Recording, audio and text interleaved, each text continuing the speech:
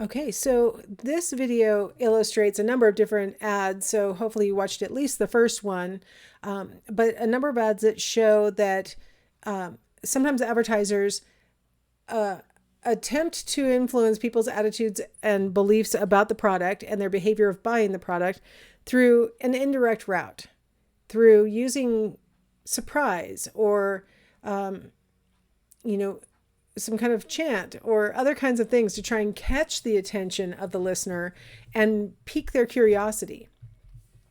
So let's see if I can advance. I've got this new system going on in my advance. So now my sound might be better, but now I'm having trouble advancing my slides. So apparently we get one thing or the other in this world. All right. So under the peripheral route, there are oftentimes incidental factors like the appearance of the advertiser. Right. I've got this Old Spice commercial with it's probably a 10-year-old commercial. So a lot of you may have seen it where, this very good looking man is selling Old Spice. And one thing is that he looks really good. And then the other thing is that he's very confident. He's like, look at your man, now look at me. He says these things, it has nothing to do with the product. He's selling the product by an association between his behavior, appearance, and all that, and the product. And so incidental factors have nothing to do with the product, but may make people feel more favorably towards the product. Focus on cues that trigger an automatic acceptance. So there are things that we can put on our product packaging or in our advertisements that people will automatically say, that brownie batter ice cream sure does look good. There's a picture of it on there. And maybe they, the fact that Ben and Jerry's use iconography that's like cow spots and other things that make it seem really wholesome, and the sky with the clouds and all these things that right off makes people think, and it's not even that bad for me because look, it's made out of all this natural healthy stuff, right? Which, by the way, it's not that good for you. But the idea is we want to trigger automatic acceptance by either use of images on the product or that are associated with the product. Oftentimes the peripheral route will produce a superficial and temporary attitude change. So you might want to target your peripheral route to situations where the person can make maybe more of an impulse buy, right? Can act on that temporary attitude change really easily. Like that Starburst commercial that was at the beginning of the video clip, it was going for this sort of incidental factors, that if you're a wacky kind of person, you're going to like Starburst, that kind of thing. The problem with it, in my opinion, isn't the just inexplicableness of the actual ad, but that if you're showing that ad on regular television, you've got to count on a person having a long enough attitude change about Starburst to be willing to remember to buy it when they're next at a store, or to get, their shoes on and go to the store. And, peripheral route doesn't tend to give you that kind of long-term attitude change. So, but it captures our attention. So if you rely on interested listeners when you're using the central route, it may produce a more permanent change in attitudes and beliefs and behaviors, but the person may not have really gotten the message because they weren't interested. In the peripheral route, they may have been interested, they may have been entertained, they may have been, attracted at one level or another, but they may forget about it by the time it's time to actually do something about this attitude change. So it's kind of one of those risks that you take when you're trying to persuade you're using the central or the peripheral route. Now I'm using advertisements because they're easy to show you. I mean, we all have access to the same things, and so they make a lot of sense for examples. But you can think about this in everyday life that, if you're trying to get your friend to change their attitude about which movie to watch, should you go the central route and convince your friend on the merits of all the trailers you've seen or the reviews that you've seen or what your other friends have said about the movie? Or should you go the peripheral route, which is, maybe show them the trailer and hope that the same things that caught your attention will catch their attention, or, get them to associate that movie with something else, like maybe some person who you both like has already seen it and you want to be associated with that person who you already like, or something like that. You can kind of choose which route you want to go. And sometimes you can shift mid-argument, right? Like you're trying to convince your friend of something and they don't seem that interested in your argument. well, let's shift to a peripheral route and see if we can't catch their attention with, something that maybe is incidental and has nothing to do with the argument, but might at least get them engaged now. And so they're like, okay, wait, what are you talking about? And so you can kind of mix and match in your everyday life. Not that I'm trying to teach you how to be the person who always gets what you want, but there's nothing wrong with being a person who, gets to see what movie they want or other things, right? So here's the basic issue when you're trying to persuade someone, whether you're using the central or the peripheral route. This is basically the process where you might lose a person or you might gain them as you're trying to persuade them. So first step is, are they paying attention to the message? I think we can all agree that if they're not paying attention, it's obviously not going to affect their behavior. But if they paid attention to the message, our next question is, did they understand it? Did they comprehend the message that was being transmitted? If they didn't, then not surprisingly, it's probably not going to motivate their action.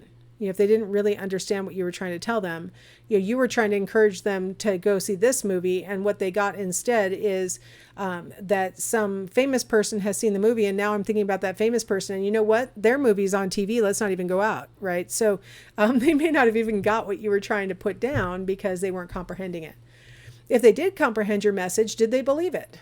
Right? And if they don't, obviously, then that message isn't going to affect their behavior. But if they believe the message that's being conveyed, do they remember it? And that's that stumbling block for the peripheral route, is that they may not remember that engaging, attention-grabbing message up to the point where they actually need to, so that they'll change their behavior. So it may not produce action. But if they did remember it, did they in fact then behave in a way that was corresponding to the message that they had received in the past, right? And of course, a lot of times, no. They may remember that they received that message, but it's not going to really affect their behavior right now. They're like, I'm still going to do what I always do. I'm not going to have this message change my behavior. If they do behave accordingly, then we're going to see action that reveals that the persuasive message was internalized. So there are a lot of messages that you could probably think of in the real world. One that's going on right now as I record this in July of 2021. I'm sorry, I was going to say 2020 because that's the year that wouldn't end, but apparently it has ended, and it's currently July 2021. And the big message right now is everybody needs to get vaccinated. And so there have been different routes to persuasion on that issue, right? Some of them are central, where the pros and cons are laid out, and the efficacy versus, the small risk of damage and other things.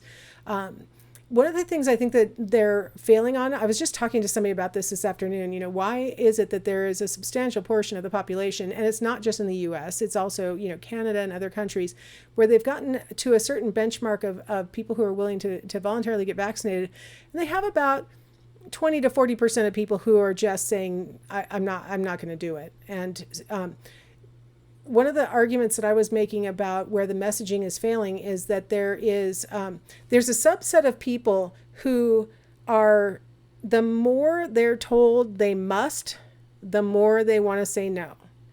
We call them contrarians or naysayers, skeptics.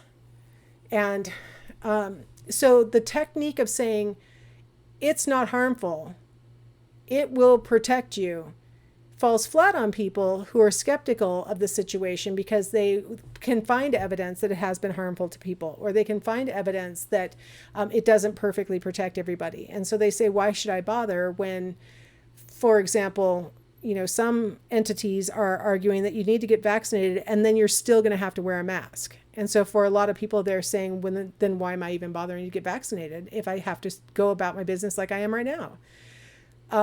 To reach people who are having that kind of reaction, it needs to be, the persuasion needs to be potentially more peripheral and less you must, more focused on some of these incidental factors that would make it more salient for them and less reactive for them. If you have people who don't want to be caving to peer pressure, because a lot of the people who are saying no aren't doing it because they don't think that the disease is harmful, or that they are thinking that the vaccine is particularly risky. They're reacting to the you have to. message. So changing the message might get at least a subset of those people who are resistant to getting vaccinated. There's probably still going to be a subset who don't want to get vaccinated, and that's, maybe individualized messaging, or ultimately have to come to the conclusion that, herd immunity is just going to have to work.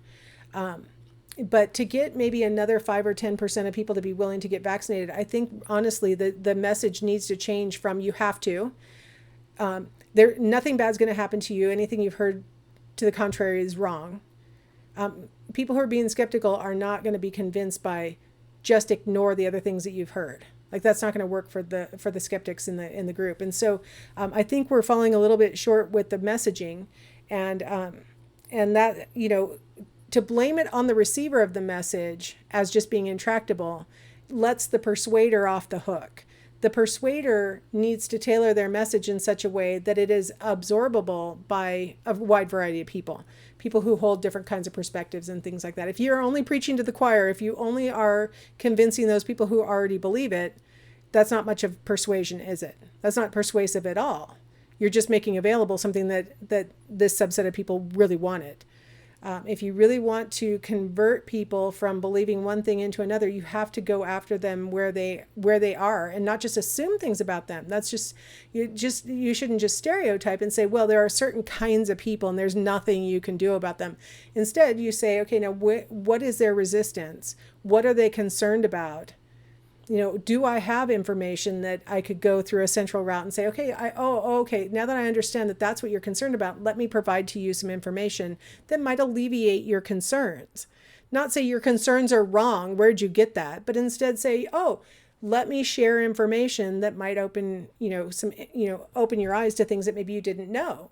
And so I really feel like they need to get a nice social psychologist in. And I got to tell you what, with HIV, it was social psychologists who ultimately were able to determine a good message that would help people to change their sexual behavior to reduce the risk of transmitting or contracting HIV. Prior to the social psychologists getting involved, when the NIH was running it and medical doctors were talking about it, they were saying things like, condoms aren't really going to protect you because they don't work 100%. The only way to protect yourself from contracting HIV is not to have any kind of sexual contact with anybody, including your monogamous partner, because they might be cheating on you and you don't even know that, and they might bring it home to you. Like, they were giving horrible messages between 1985 and 1995. And then finally, the social psychologists started to get grant money and other kinds of things to develop, persuasion, messages that said things like, use a condom every time. You will reduce your risk of contracting HIV by 100,000 times. Like, it is worth your while to use a condom. Here's how to use a condom correctly so that you reduce your risk of contracting HIV. Reduce the number of sexual partners, right? These kinds of messages that were very specific, that acknowledged the severity of the illness, that mobilized the individual to feel like they were an agent in their own lives rather than a passive, something bad's just going to randomly happen to me. And I think you guys can relate to that feeling because, a year ago, we all felt like you could just walk through the wrong and exhaled air and contract COVID, and, we're all going to die from it. And that was how people in the late 80s, early 90s felt about HIV, that you could get it from a telephone, we thought. They were giving horrible messages. And so once the messaging was nailed down and we recognized the severity of the illness, we gave people an action plan for what to do to avoid contracting it. We saw people starting to use condoms at a rate that you guys might be really surprised to hear if you're younger. If you're a person who's less than 30 years old, you would probably be really surprised to hear that in the 80s, using condoms was considered, a sign that you knew you were a dirty person. Right? If you have ever seen Austin Powers, he says, rubbers, that's for sailors, right? Like, that was the stigma that was associated with condom use. Thanks to the new messaging that social psychologists developed with regard to HIV, suddenly we have people willing to use condoms. And now it's just a normal thing to use condoms, especially with a new relationship. So we can persuade people to do the right things for their own health if we package the message correctly. And so that's what I'm hoping is going to be happening in the next, year, or something having to do with COVID, is that we will eventually start packaging the message in a way that everybody can understand it and embrace. Not every message works for every demographic and every type of person. So that's the important thing. All right. That seems like a pretty good rant that I went on. Let's go ahead and take a break, and we'll come back and we'll talk about the elements of persuasion.